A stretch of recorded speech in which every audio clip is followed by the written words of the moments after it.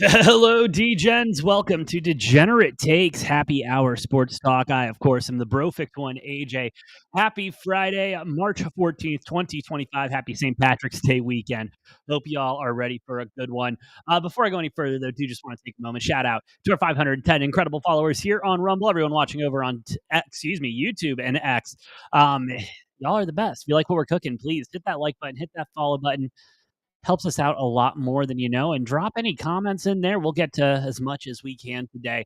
But there are a couple of things I do want to touch base on, and it's I gotta talk about it. I gotta talk about it because it's the story that's kind of holding up the rest of the NFL right now, and it's everything else is gonna fall into place after this domino falls, and that domino being Aaron Rodgers. Yes, yes, believe it or not, yet another offseason dominated by Aaron Rodgers talk, whether he's going to play, who he's going to play for, if he's going to retire, everything else that could be talked about, we're not talking about because we're talking about Aaron Rodgers. But it really does come down to what is Rodgers going to do from here. And it starts to get a little complicated because you start looking at the teams that are available. And the three teams that we're talking about in this Aaron Rodgers sweepstakes is the Giants, the Vikings, and the Steelers, of course. Seem to be the three big suitors there. New York Giants making a big push for Aaron Rodgers. Rodgers currently waiting on the Vikings to come back to see kind of what they want to do with the whole situation. Not only that, but then you got the Steelers. You got the Pittsburgh Steelers, a team coached by a guy that Aaron Rodgers does respect and has said he has much respect for him in interviews. And not only that, but they have retooled that offense. They bring in a DK Metcalf. They get a couple other pieces they need. And suddenly, without a quarterback on the roster, shout out Mason Rudolph, he is on the roster now. But it seems like, the perfect location, especially when given what you're given right now. You've got the New York Football Giants, who, let's just be honest, is an absolute mess. That team is so disorganized and so unsure of itself, of what its identity is, what it's going to be as a football team, that you can't really make an argument for any player going there or a good reason for any player to go there, sign during free agency or anything regarding the New York Football Giants, if we're going to be honest. But you do have the two, the Steelers and the Vikings. And the Vikings do bring up a much different issue, I would say, when it comes to Aaron Rodgers and what he's dealing with. Aaron Rodgers, I believe he's turning 41 this year, 42 this upcoming season. So he's definitely no spring chicken. And that's something that we've known about Rodgers for a while and did seem to be a little bit more of a focal point, a little bit more easily identifiable last season than in past seasons. I mean, granted, 2 years ago, he did only just play, what was it, 4 snaps or something like that. And then he comes out with that shitstorm last year. But at the end of the day, the Vikings do have another option at quarterback right now that is signed to the roster already for much cheaper than whatever it would be to bring Rodgers in, and a guy who should be fully healthy going into this season, a guy that they felt was going to take over from Sam Darnold at some point in the season until he had his, I believe it was a knee injury or something like that. I can't remember off the top of my head, but with all that being said, the Vikings are still, I would think a top location.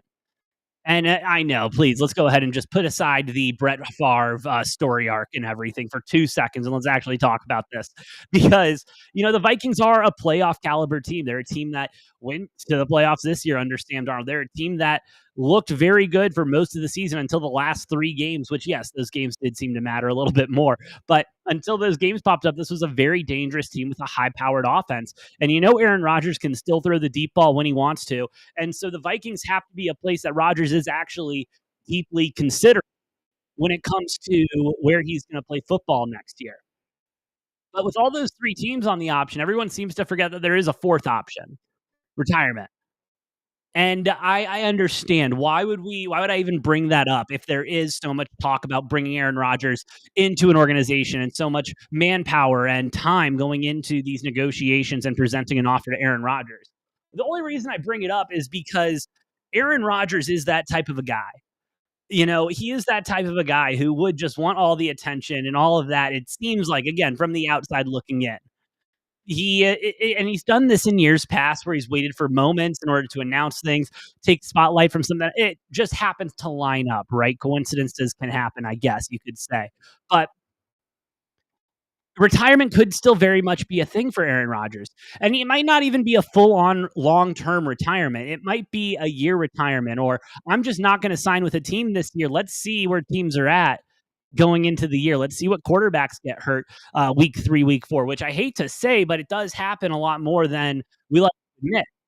So that could be a strategy there for Rodgers. Hey, thank you for the offers. I'm good right now. See you guys, maybe, maybe not.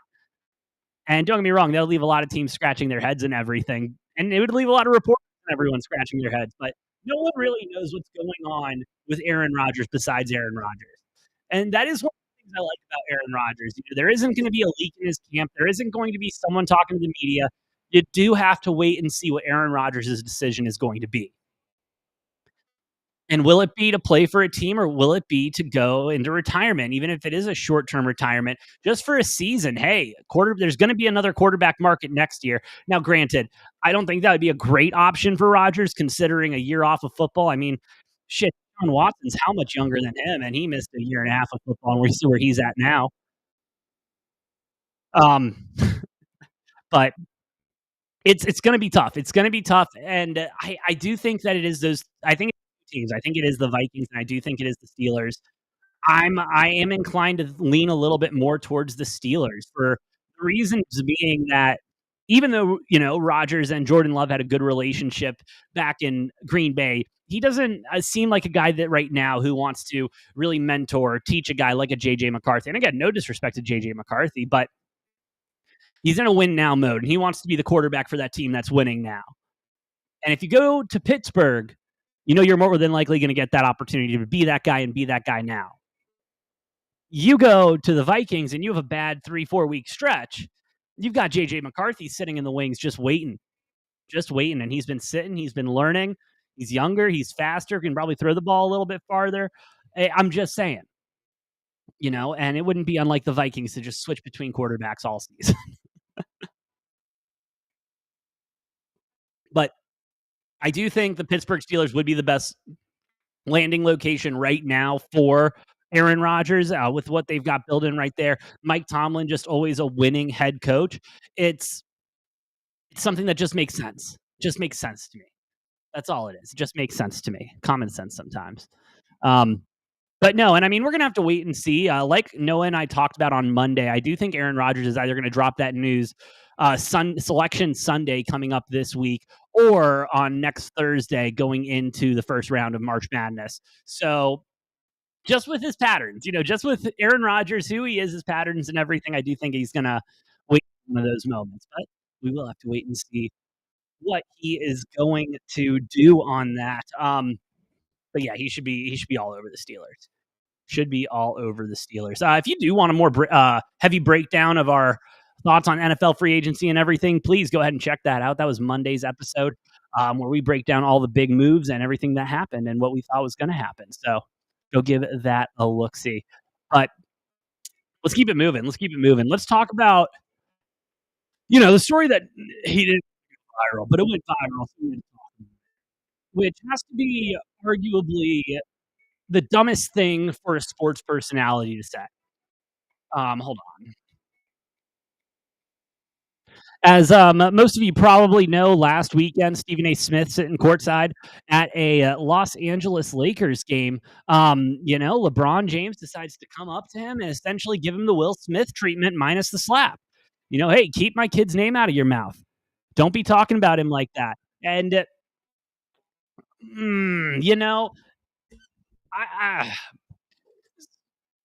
it's a tough situation. It's a tough situation because I can see it from both sides. LeBron James, at the end of the day, yes, he's a professional basketball player. The son, he is considered the GOAT. Yes, to a lot, he's considered a player of this generation, whatever you want to say about LeBron. But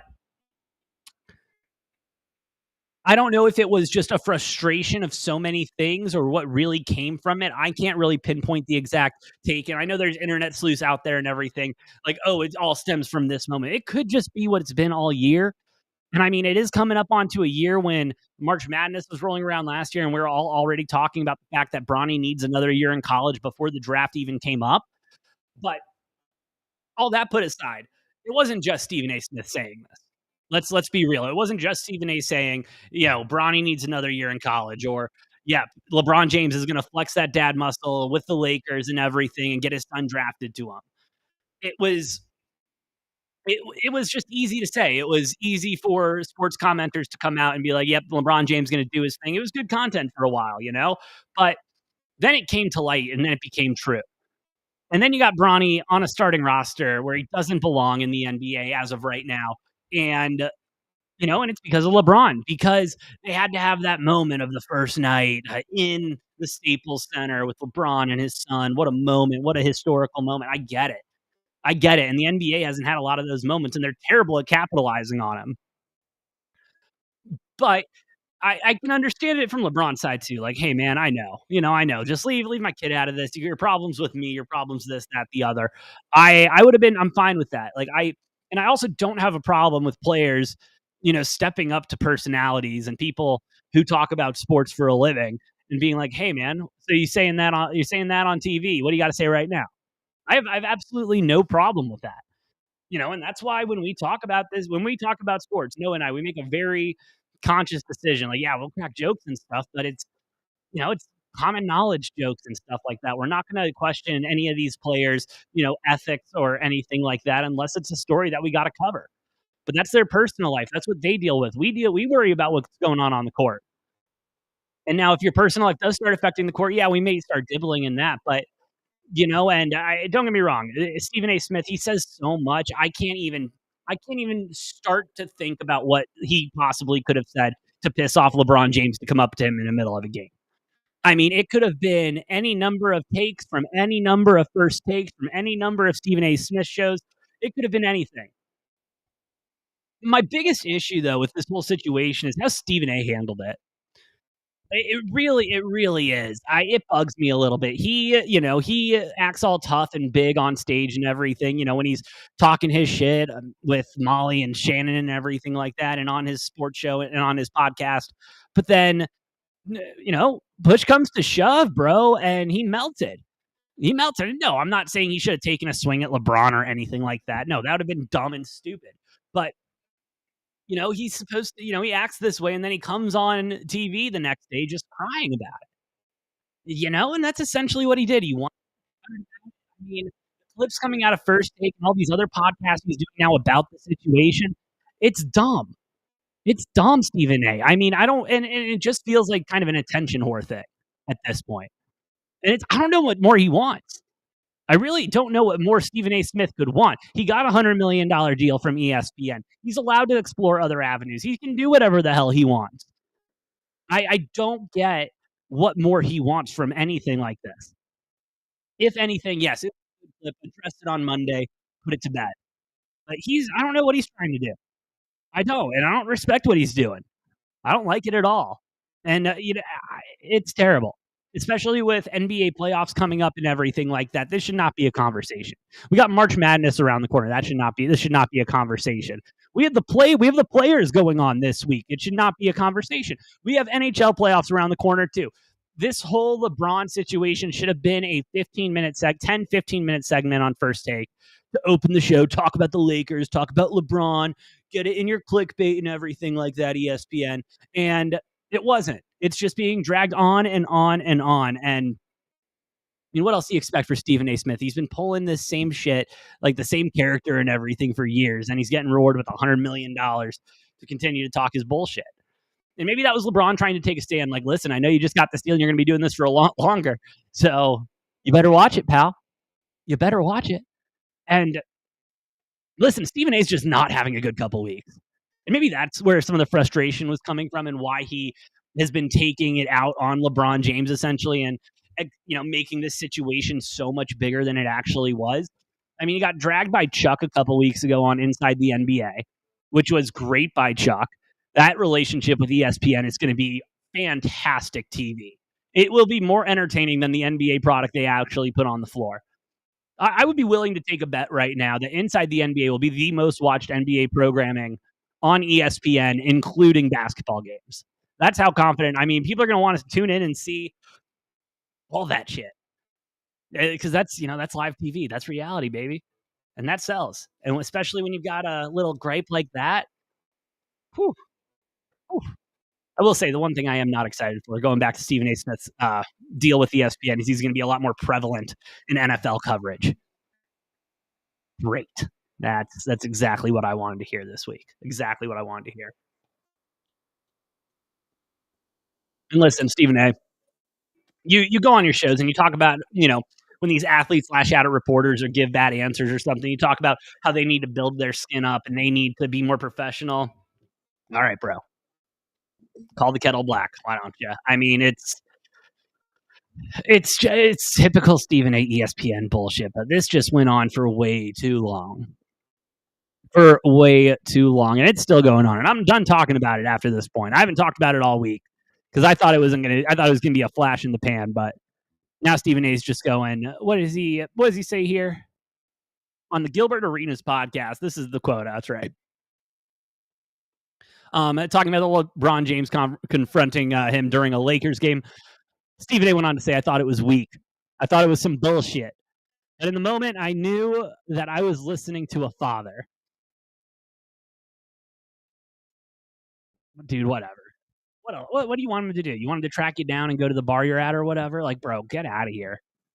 Sick and tired of him and this bullshit he pulls. But that's Stephen A. Smith. What you gonna do, brother? What you gonna do about it? Not a damn thing. You're actually gonna be listening to him for a lot longer. So, um, what else? What else? Y'all hear that WNBA players might be going on strike? Did you hear this crazy thing going on? I mean, now listen. I will give Angel Reese credit where credit is due. And no, it has nothing to do with what she does on a basketball court. She is great at grabbing headlines and putting the WNBA in headlines and making people talk about the WNBA. I will give her full credit for that because whenever she comes out with one of these outlandish statements or just craziness, I mean, it gets people talking, it gets people interested in the product, it gets people ready to watch Caitlin Clark again. And I'm a fan of that. Like, it's wild to me. It's wild to me. She's been in the league for a year, okay? And we're talking about a league that has not turned a profit, does not make money, okay? Something that is subsidized by the NBA. And this is all well known, and you take 2 seconds to listen, and it happens. And she's now threatening to go on strike along with other WNBA players if they're not paid more money. I mean, listen, it's what Noah and I have been saying for years now. If it was a better product, they'd be getting paid more. That's why NBA players are paid so much. Those TV contracts got overinflated. The league had a lot of money to spend, and they're spending on their players, which in turn is turning the product into what it's turning into. No, don't get me wrong. Do not get me wrong. Okay, I'm not sitting here saying these women who do this don't deserve to get paid fairly. They do. They absolutely do. With that being said, though, the person who should be complaining is Caitlin Clark, the person who's putting butts in seats and everything like that. And yes, Caitlin is making hand over fist and endorsements and everything like that. The last time I checked, Angel Reese just released a McDonald's collab. So it's not like she's struggling for the NIL anyway. So it's ridiculous. It's terrible take and everything, but it is what it is. I don't know, man. It is what it is. But some bigger stuff going on in sports. Championship week going on in college basketball. We do have some teams who have already gone ahead and punched their ticket. Congratulations to them. Let me see if I can pull that up real quick.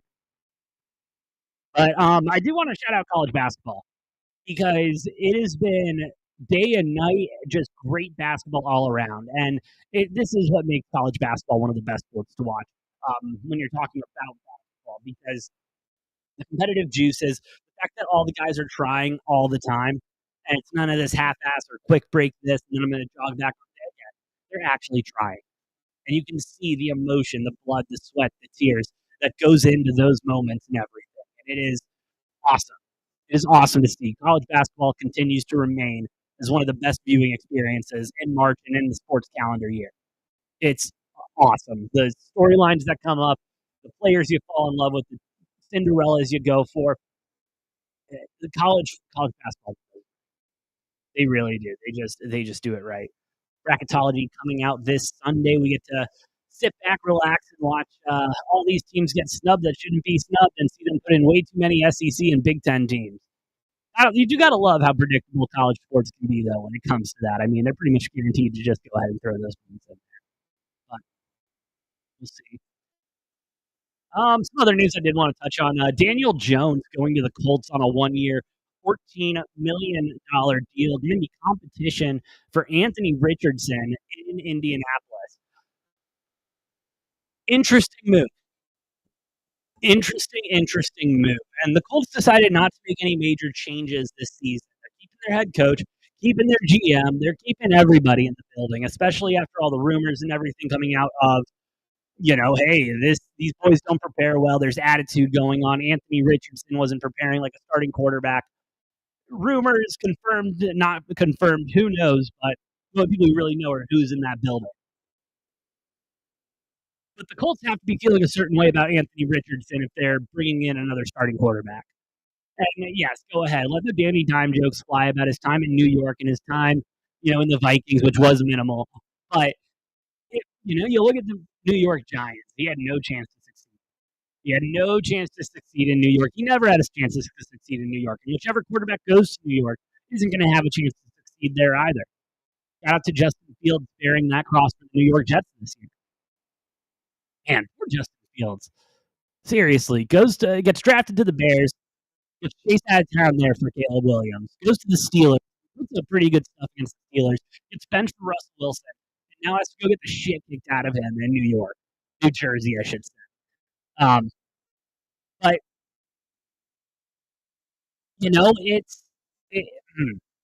I don't like it. I don't like it. I don't like the move personally. And Danny Dimes was gonna get an opportunity in the NFL. You don't have a guy who's started for that long not get another shot in the NFL. And I fully respect and appreciate Daniel Jones getting a shot in the NFL. I really do.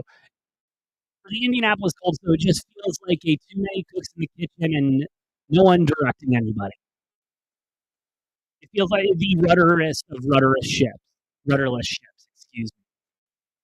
It doesn't feel like there's any leadership up top. It doesn't feel like there's any conviction in what they're doing, and they're just going to keep rolling and trying to. They're just going to, and that's what they're going to do. They're going to keep throwing shit at the wall until it sticks, until they find their quarterback, because they're just a quarterback away, right?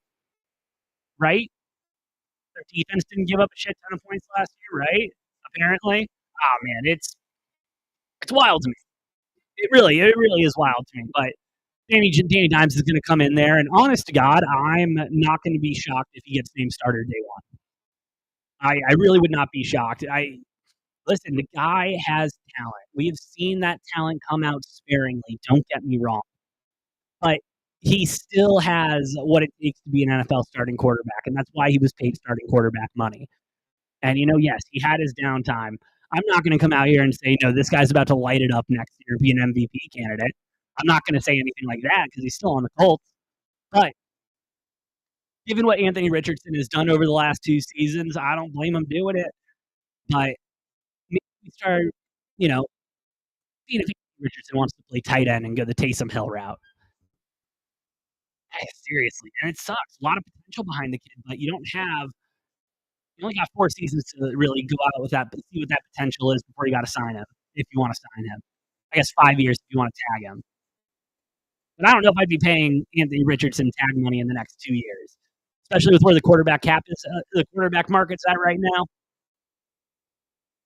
You want to know if this guy is the guy now or later. And I mean, yeah, they'll probably start with Anthony Richardson, and they'll probably see how he gets the first couple of weeks going. But once that ship starts sinking, yeah, you'll see Danny Dimes in there in the white and blue. Which, I mean, it's always a good time to see Danny Dimes, right? Right, New York fans, it's always a good time. But we'll see what happens, right? That's all we can do. Sit and wait and see what happens. With that being said, MLB, just got to say, opening day, 2 weeks away. Well, less than 2 weeks away, actually. In 4 days, they will be playing their opening series, the Tokyo series, Cubs and the Dodgers. Starting pitchers, rotations, and everything like that have not been announced yet, but that will be coming soon. So we will have our picks and analysis for that. Love that baseball season is right around the corner for us. Always a good time. Yeah, a little short episode today. Gonna go and enjoy some basketball, get the weekend started. And y'all should do the same too. Well, thank y'all for listening. Thank you all for watching. Again, shout out to our 510 incredible followers here on Rumble. Everybody listening and watching, appreciate each and every single one of you. The love and support. If you like what we're cooking, please hit that like button, hit the follow button. Helps us out a lot more than you know. But with all that being said, I am the Bro one AJ, and I'll see you next time on Degenerate Take.